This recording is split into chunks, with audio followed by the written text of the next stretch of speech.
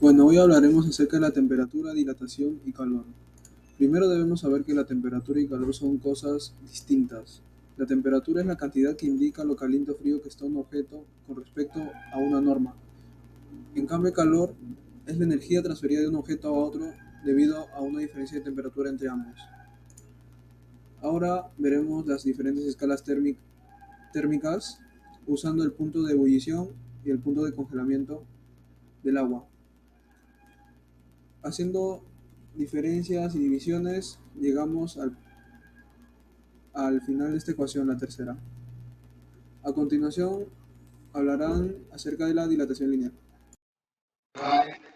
Dilatación lineal. La dilatación lineal se produce cuando un material aumenta su dimensión longitudinal, producido por el cambio de temperatura.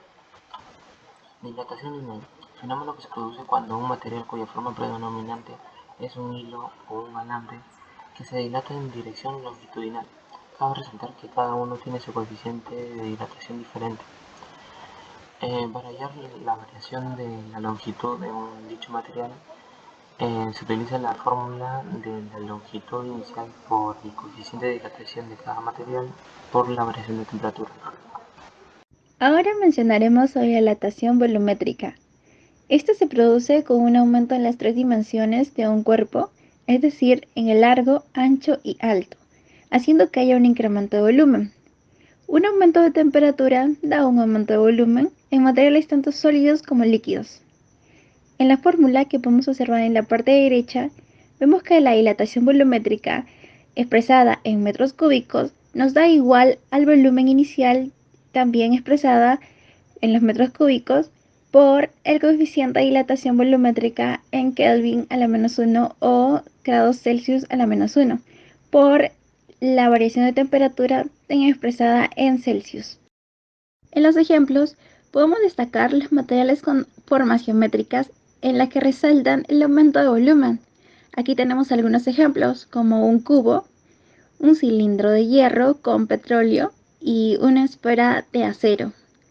En esta parte de la tabla podemos observar los coeficientes de dilatación volumétrica. A temperatura ambiente, se puede observar en ella que en general los valores para los líquidos son mucho mayores que para los sólidos. El calor específico. Este es la cantidad de energía necesaria para elevar la temperatura de una unidad de masa de una sustancia en un grado. Su fórmula es la capacidad calorífica entre la masa. También es una propiedad intensiva, por lo que es representativo de cada materia. Para poder entender mejor, mostramos un ejemplo. Si fueras un cocinero, ¿qué cuchara escogerías? ¿La de metal o la de madera? ¿No? Al pasar el tiempo, podemos presenciar de que la cuchara de metal estará más caliente que la de la madera.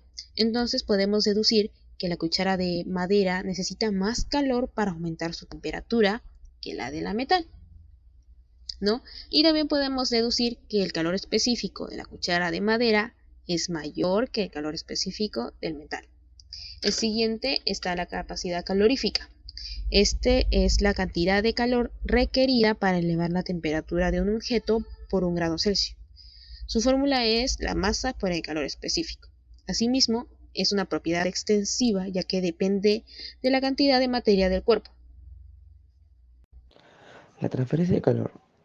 Siempre que hay una diferencia de temperatura, se produce una transferencia de calor, como la conducción, que es el contacto físico, la convección, que es el movimiento macroscópico de un fluido, y la radiación, que es la absorción de un horno microondas. Ese es un ejemplo. Y se puede expresar como la diferencia de temperatura, que es la temperatura 2 menos la temperatura 1, o la temperatura final menos la temperatura inicial. Ahora, el cambio de fase. Las transiciones de fase desempeñan un importante papel teórico y práctico en el estudio del flujo de calor. En el derretimiento, un sólido se convierte en líquido, y en la evaporización, un líquido se convierte en gas. El proceso contrario es la condensación, y su fórmula es el calor añadido, que es Q, es igual a calor específico por la masa por la diferencia de temperatura.